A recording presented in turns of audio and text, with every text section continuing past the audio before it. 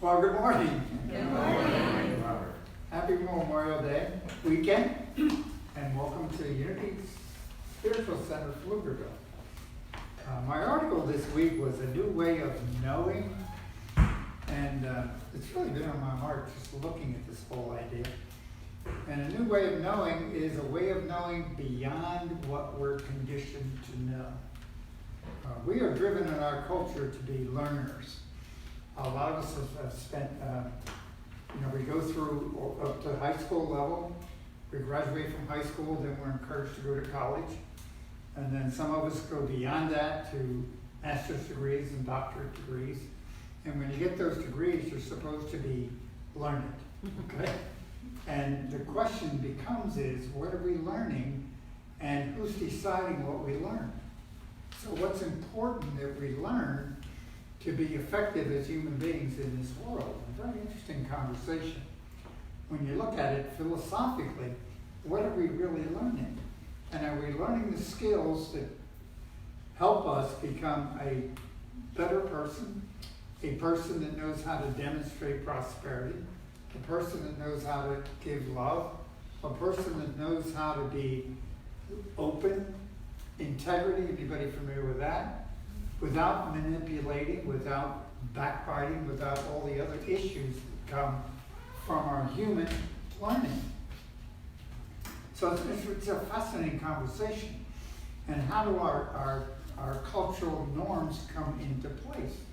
One of the questions I have is, how come we drive on the right-hand side of the road, and in England and Australia they drive on the left-hand side of the road? Why? Okay? Because somebody decided that's the way it was X number of years ago, and here we are. How come a stoplight is red and a go light is green? See, there's all these norms. We don't even question that. Why are they there? And so if things like that are there, how many things are we aware of that we're not aware of?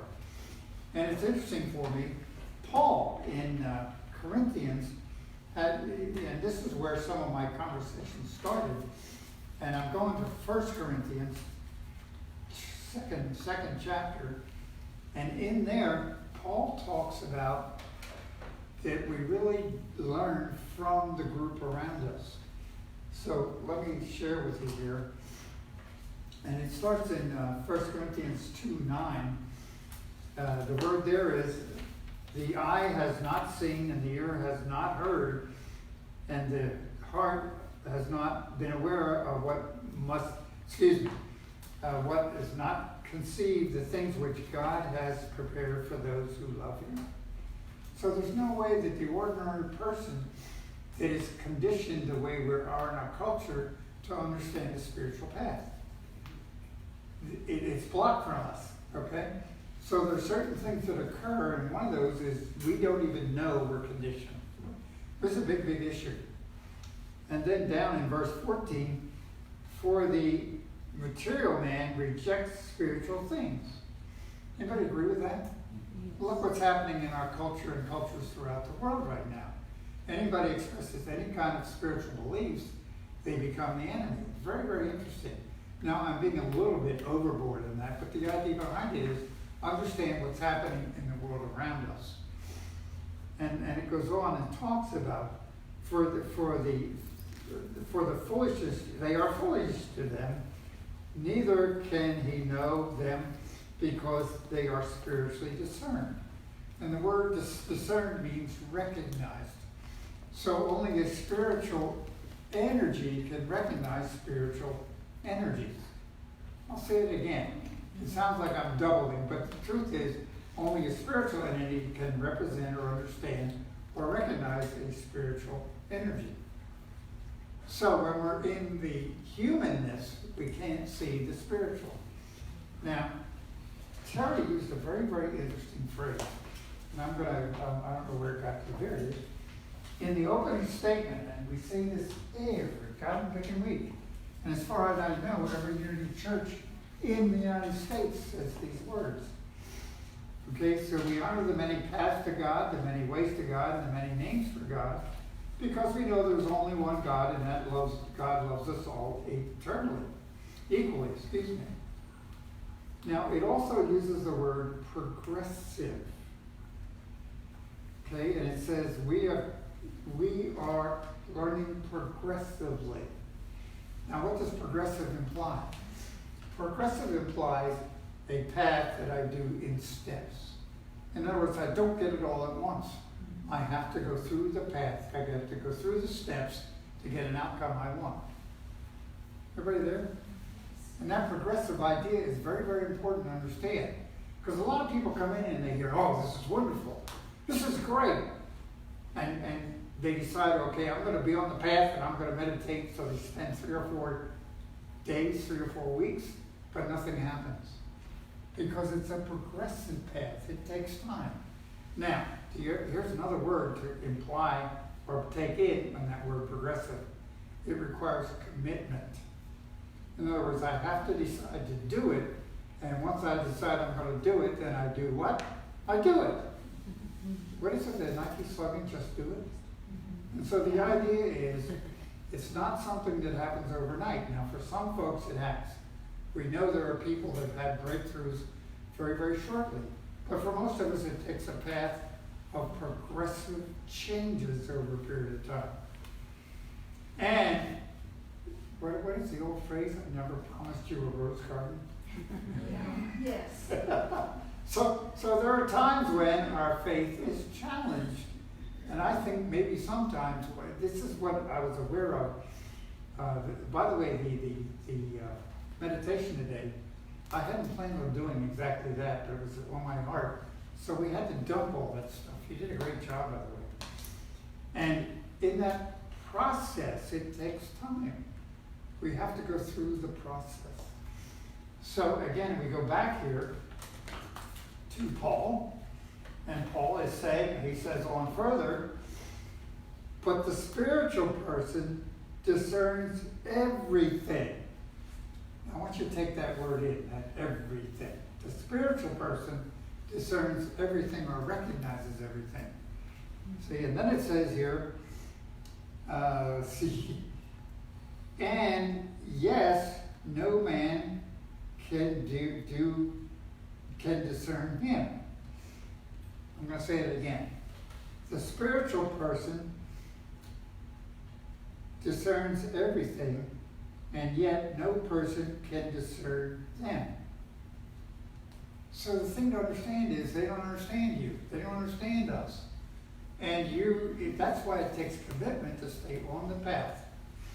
And if it worked, in other words, if it was simple and everybody could buy into it, everybody would be there. Now, what's the world position of the world right now? What's happening in the world? What are we celebrating today? Yeah, memorial service of those who've given their life. So that's an indication is why did hundreds and thousands of people die to protect us from freedom from other peoples? Okay? It's because of the discontent, the ability of others to not discern us.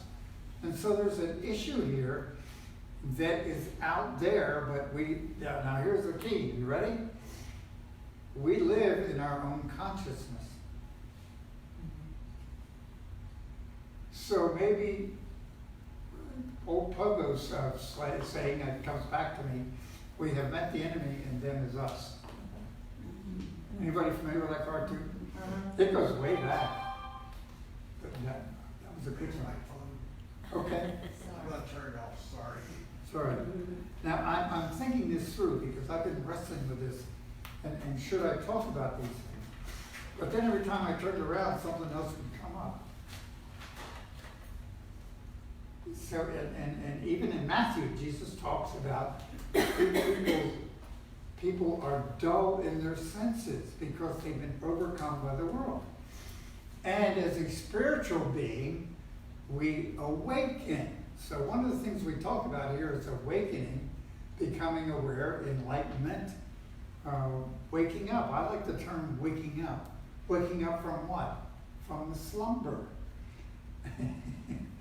There's the idea that, in Adam and Eve, they went to sleep and they're still sleeping. So maybe that's true for us. So what are we waking up to? we're waking up to the fact that we're a child of God.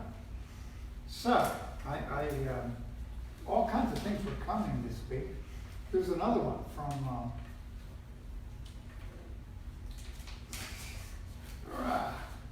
spiritual economics. I'm not going to throw words out there. But Eric Butterworth said, you ready? And this is an important thing, because I want you to get this. What he says here is, the whole universe of innate substance is centered in you. I want you to get that. The whole universe of innate is unformed yet. Substance is centered in you, which means you're the center of the universe. And that's something that's difficult for us to understand. It's something that's difficult for people outside. If you say that, God bless you. Okay? So the idea behind it is we are not taking ourselves seriously enough. And if the spiritual path changes things that much, why aren't we committed to a spiritual path? And the spiritual path is simply, Jesus laid it out when he said, the kingdom of heaven is within. Then he said, he was asked what to do, and he said to go into your closet and close the door and pray in secret. Okay? So the daily word was silence. So we all need to go within or quiet ourselves down and go within once in a while. And a lot of the masters, for some reason, they feel that 20 to 30 minutes, morning and evening, is broad spread. Centering prayer folks do it. The mindfulness meditation group does it. The Kriya yoga group, 20 to 30 minutes. And so there's a compendium that's saying, okay, here's an idea for us. And it takes commitment to do that. Anybody agree with that?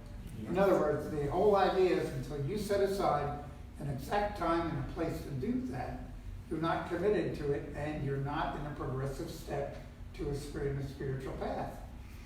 Okay, there also talks about, and there's a little bit more here, there's nothing you can do to add to that or take away from it. So what does that do for our learning in this world? In other words, there's nothing to do. So all the time I spend in schools learning degrees don't mean a thing. That's what it's saying. But yet I got the certificates on the wall. Why? Because I want you to know I'm smart. If you really stop and think about it, that's what we do. Okay? And we base somebody's value on what they've done, their education, how many seminars, whatever it is. And so our interpretation of ourselves is what we've done and what we've learned from the outside world. But it's saying here, again, there's nothing you can do to add to that or take away from it. And this centering, as far as God is concerned, is the same for all people. So there are no elitists. Now, in the spiritual world, some of us reach the point where we think we're better than others. You know, they just don't understand. They're not enlightened enough. Anybody ever heard it? Yes. Okay, so in the world out there, we learn this elitism, and somehow we need to be separate. So we're constantly working on looking at where am I, and where are other people, and am I better? And that's how we judge ourselves. So again, it's part of letting that go. Okay? Then it says, that leads to the inescapable thought, shocking conclusion, that the universe was no more centered in Jesus than it is in you. And Jesus said, what? These things I do, you shall do even greater things. So I really felt this whole memorial idea was that you are an expression of God. We are all part of the universe. We are here to bring in good things. And here's an interesting idea. You ready? As you can tell, I'm combining a lot of stuff this morning. Course of Love, which is part of our new work, says a very, very interesting thing. I need to find it. Here it is. It says,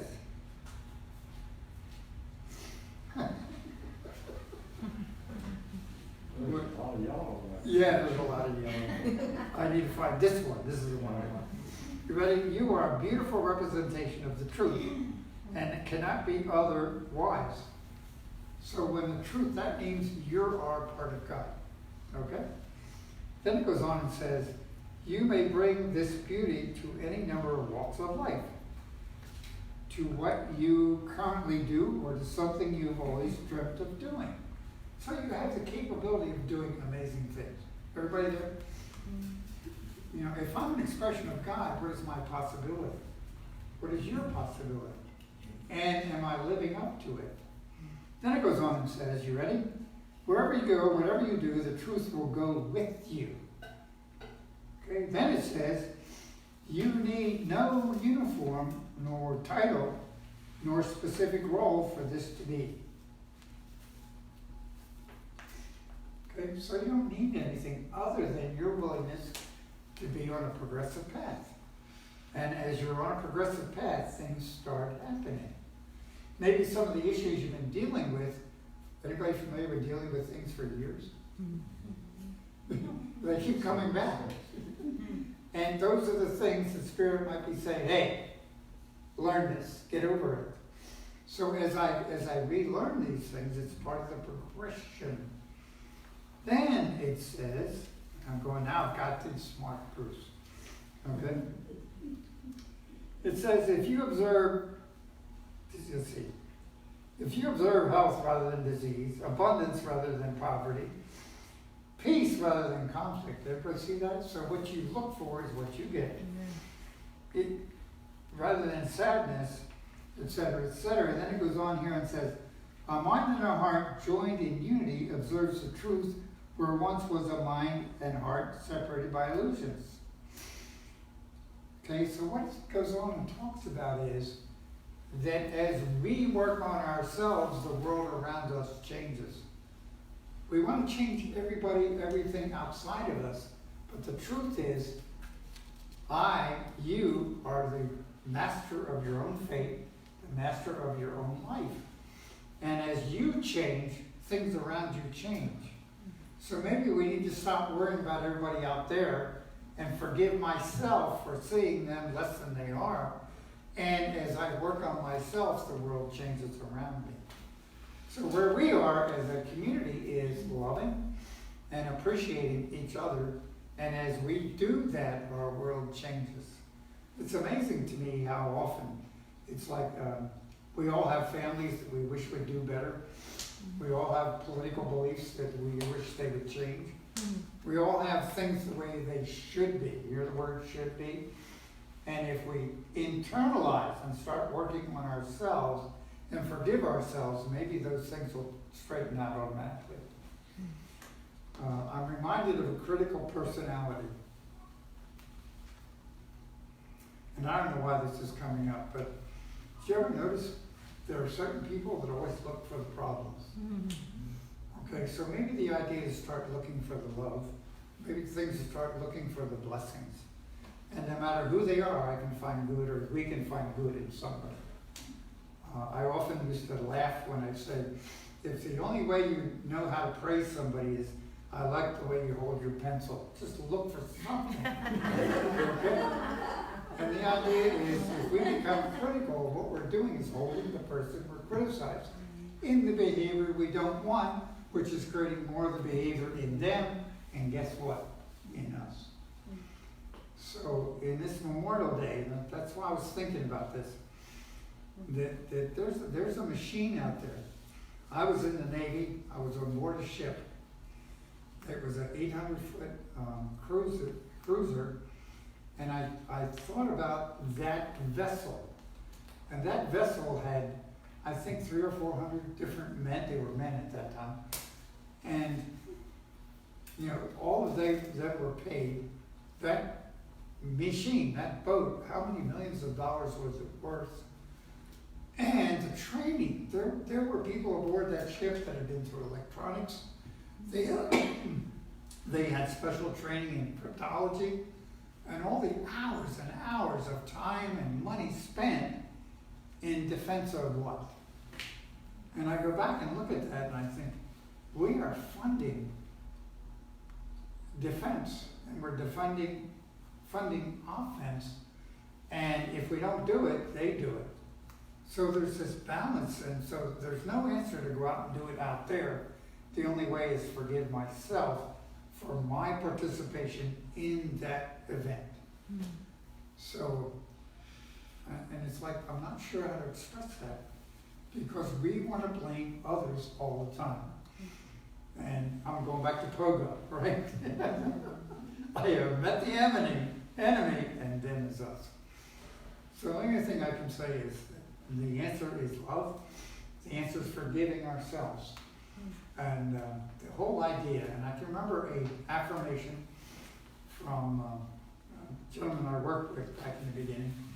And his affirmation was, I'm complete and whole, just as I am right now, today. So I'd like you to all say that with me. I'm complete and whole, just as I am right now, today. Everybody ready? I am complete and whole, just as I am right now, today.